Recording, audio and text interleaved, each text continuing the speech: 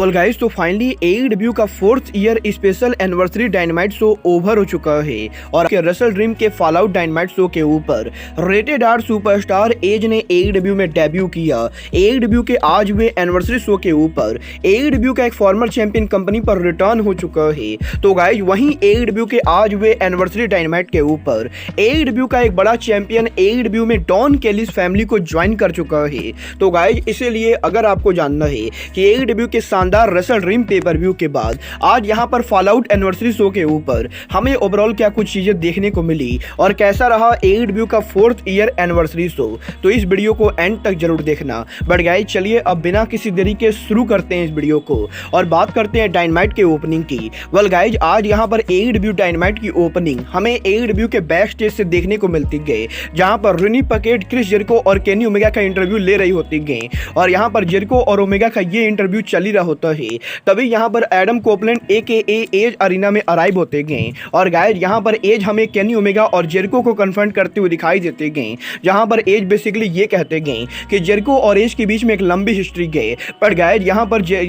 यहां पर Adam Copeland Kenny Omega को पहली बार देख रहे गए, जिसके बदले में केनी ओमेगा भी एज की तारीफ करते गए और गाइस, केनी ओमेगा एज से ये कहते गए कि अगर यहां पर एज को AEW में कुछ भी चाहिए होगा तो एज यहां पर केनी ओमेगा से बिल्कुल ही मांग सकते गए। वेल, AEW के बैक स्टेज पर इस सेगमेंट के बाद हमें शो की ओपनिंग के ऊपर AEW का international championship on the line देखने को मिला, जहां पर रे फिनिश AEW का इंटरनेशनल चैंपियनशिप आज यहां पर निक जैक्सन के खिलाफ डिफेंड करते गए और गाइस, बैक एंड फोर्थ करीबन 15 मिनट के ब्रूटल हाई फ्लाइंग मैच के बाद मैच के एंडिंग मोमेंट के ऊपर जब यहां पर यंग बस के मेंबर निक जैक्सन टाइगर ड्राइवर लगाने वाले होते गए, तभी यहां पर रे फिनिश काउंटर करते हुए फ्लैश पिन लगा देते गए और रे फिनिश के फ्लैश पिन के साथ वो उनके टाइटल को रिटेन कर लेते गए। जिसके बाद कि AEW के बैक स्टेज के ऊपर हमें यहां पर एडम कोल का वीडियो फुटेज देखने को मिलता है, जो कि बेसिकली यहां पर रॉड्रिक स्ट्रॉन्ग के घर पे जाके रॉड्रिक स्ट्रॉन्ग को चेकआउट करते रहते गए और बेसिकली आज इस पूरे वीडियो पैकेज के अंदर हमें यहां पर रॉड्रिक स्ट्रॉन्ग और एडम कोल फन करते हुए दिखाई देते गए। जिसके बाद कि फाइनली आज AEW के एनिवर्सरी डायनामाइट के ऊपर AEW के former 2 time TNT champion Wardlow AEW के टेलीविजन पर उनका रिटर्न करते गए, जहां पर वार्डलॉ के रिटर्न के ऊपर वो यहां पर AEW सुपरस्टार ग्रिफ गैरिसन को फेस करते गए और इस मैच के अंदर वार्डलॉ ग्रिफ गैरिसन को कंप्लीटली डिस्ट्रॉय कर देते गए, जहां पर रेफरी के मैच को स्टॉप करने के बाद भी वार्डलॉ आज यहां पर काफी ज्यादा एंग्री होते गए और गाइस, वार्डलॉ आज यहां पर AEW के डायनामाइट शो के ऊपर इस चीज को बिल्कुल ही क्लियर कर चुके हैं, यहां पर अब AEW में अनस्टॉपेबल होने वाले गए। इसके बाद AEW के डायनामाइट शो के ऊपर हमें यहां पर डॉन केलिस और कोनोशुके ताकेशिता बैक स्टेज पर रेनी पकेट के साथ देखने को मिलते गए, जहां पर डॉन केलिस ये कहते गए कि AEW के रेसल ड्रीम पेपर व्यू के ऊपर सैमी गुवारा को मैच के दौरान इंजरी हो गई थी और इसीलिए वो आज डायनामाइट पर कम्पीट नहीं कर सकते गए और क्योंकि सैमी मैच पर कम्पीट नहीं कर सकते गए तो इसीलिए आज AEW के डायनामाइट शो के ऊपर हमें यहां पर विल ऑस्प्रे के फैक्शन के member Kyle Fletcher Don Callis family को रिप्रेजेंट करते हुए दिखाई देंगे। जिसके बाद कि AEW के डायनामाइट शो के ऊपर हमें आज AEW के ट्रियो चैंपियन दी अक्लेम देखने को मिले, जो कि AEW के डायनामाइट शो के ऊपर बूचर ब्लेड और किप सेबियन को फेस करते गए और यहां पर 10 मिनट के मात्र नॉर्मल मैच के बाद मैच के एंडिंग मोमेंट के ऊपर हमें यहां पर मैक्स कास्टर उनका माइक ड्रॉप हिट करते हुए दिखाई देते गए और माइक ड्रॉप के साथ अक्लेम इस मैच को आराम से जीत जाती गए। जिसके बाद कि एक बार फिर से AEW के डायनामाइट शो के ऊपर आज यहां पर टोनी स्टोम हमें RJ सिटी के साथ देखने को मिलते गए, जहां पर टोनी स्टोम उनके हॉलीवुड कैरेक्टर को और भी ज्यादा बिल्ड करते गए।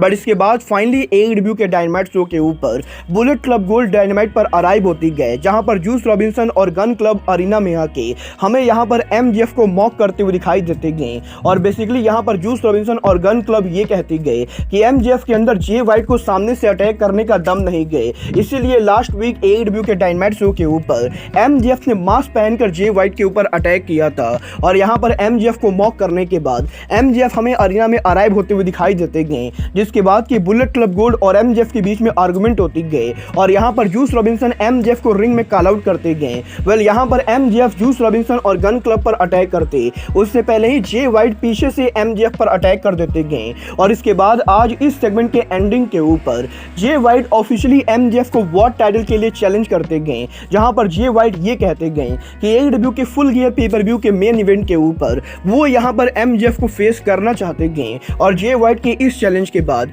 MJF ऑफिशियली जे वाइट के चैलेंज को एक्सेप्ट करते गए और अब यहाँ पर यह चीज 100% कंफर्म हो चुकी है कि इस साल AEW के फुल गियर के मेन इवेंट के ऊपर हमें यहाँ पर स्विच ब्लेड वर्सेस डेविल का मैच देखने को मिलेगा। बट गाइज इसके बाद AEW के बैक स्टेज के ऊपर रूनी पकेट हमें हुक और ऑरेंज कैसिडी के साथ देखने को मिली, जहां पर बेसिकली इस सेगमेंट के अंदर ऑरेंज कैसिडी AEW के अंदर इंटरनेशनल टाइटल के रीमैच को लेकर बात करते गए और वो इस चीज को टीच करते गए कि पॉसिबली AEW के ब्रांड न्यू इंटरनेशनल चैंपियन रे फिनिश को ऑरेंज कैसिडी चैलेंज करने वाले गए। बट गाइज इसके बाद AEW के डायनामाइट शो के ऊपर हमें यहाँ पर ड्रीम टीम एक्शन में देखने को मिली, जहां पर केनी ओमेगा और क्रिस जेरिको हमें कोनोसुके ताकेशिता और काइल फ्लेचर को फेस करते हुए दिखाई देते गए। और वैसे तो ये वाला मैच काफ़ी ज़्यादा सॉलिड होता है, बट गाइज मैच के एंडिंग में काइल फ्लेचर के इनकन्वीनियंस की वजह से हमें यहाँ पर केनी ओमेगा काइल फ्लेचर के ऊपर वी ट्रिगर लगाते हुए दिखाई देते गए। तो गाइज वहीं जेरिको काइल फ्लेचर पर जूडास इफेक्ट हिट करते गए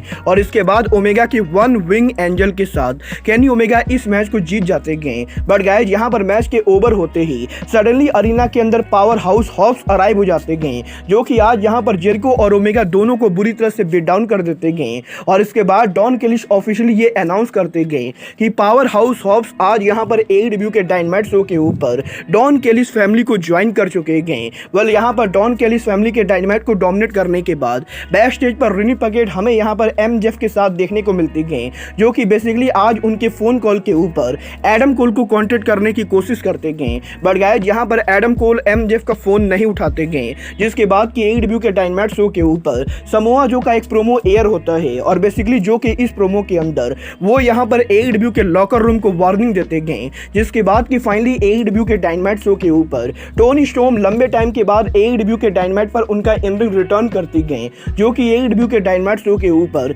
आज यहाँ पर स्काई ब्लू को फेस करती गए। और करीबन 10 मिनट के सॉलिड मैच के बाद टोनी स्टॉर्म के स्टॉर्म जीरो के साथ वो यहाँ पर स्काई ब्लू को नीट एंड क्लियर बीट कर देती गए, जिसके बाद कि आज यहाँ पर AEW के डायनामाइट शो के ऊपर स्टॉकली हाथवे हमें बैक स्टेज पर बड़ी अनाउंसमेंट यहाँ पर स्टॉकली हाथवे ये कहते गए कि स्टॉकली हाथवे ROH रेसलिंग के कमिश्नर हैं और ROH रेसलिंग के कमिश्नर होने के नाते वो यहाँ पर ROH के वर्ल्ड टाइटल के फ्यूचर को डिसाइड करेंगे। और इसीलिए स्टॉकली हाथवे ये अनाउंस करते गए कि AEW के इस हफ्ते रैम्पेज शो के ऊपर एक फेटल 4-वे मैच होने वाला है और उस मैच को जो भी रेसलर जीतेगा वो यहाँ पर एडी किंगस्टन के टाइटल का अगला चैलेंजर बनेगा। वेल यहाँ पर स्टॉकली हाथवे के इस अनाउंसमेंट के बाद फाइनली आज AEW डायनामाइट के मेन इवेंट के ऊपर हमें यहाँ पर rated R superstar Edge AKA Adam Copeland देखने को मिले, जो कि बेसिकली टोनी शिवानी के साथ उनका इंटरव्यू देते गए। और यहाँ पर एडम कोपलैंड के इस इंटरव्यू के अंदर वो यहाँ पर AEW के फैंस को थैंक यू करते गए, जिसके बाद कि एडम कोपलैंड AKA एज ये कहते गए कि करीबन 40 सालों तक क्रिश्चियन के साथ टैग टीम में रहने के बाद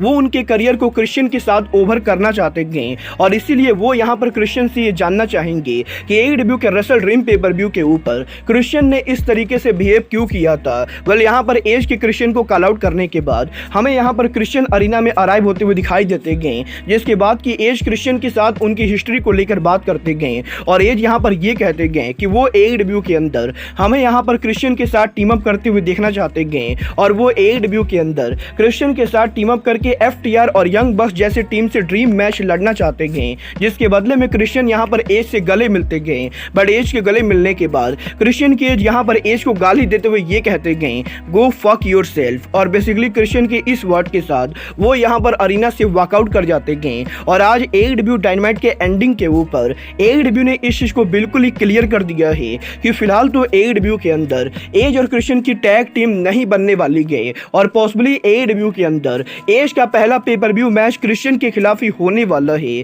वह देखना बहुत ही दिलचस्प होने वाला है कि AEW कंपनी एज और क्रिश्चियन की इस राइवलरी बिल्ड करती गए। बट गाइस अगर बात करें यहाँ पर आज के ओवरऑल पूरे डायनामाइट की, तो गाइस मुझे यहाँ पर आज AEW का डायनामाइट शो वैसे तो काफी ज्यादा बेटर लगा, क्योंकि आज AEW के डायनामाइट के ऊपर हमें यहाँ पर दो सरप्राइजेस देखने को मिले। जहाँ पर वॉर्डलॉ ने डायनामाइट पर रिटर्न किया तो वहीं पावर हाउस हॉब्स ने AEW के अंदर डॉन केलिस फैमिली को ज्वाइन कर लिया है। बट गाइस यहाँ पर पूरे शो को देखने के बाद मुझे इसके कमी चांसेस लगते गए कि AEW के इस हफ्ते डायनामाइट शो को 1 मिलियन व्यूअरशिप मिलने वाली गए। वेल अब ये तो आने वाला टाइम बताएगा कि AEW के इस हफ्ते डायनामाइट को 1 मिलियन व्यूअरशिप मिलती है या नहीं। बट गाइस अब आज के इस वीडियो में बस इतना ही। मैं मिलता हूँ आपसे अपने अगले वीडियो में। बट गाइस तब तक के लिए good bye, good night. And bang.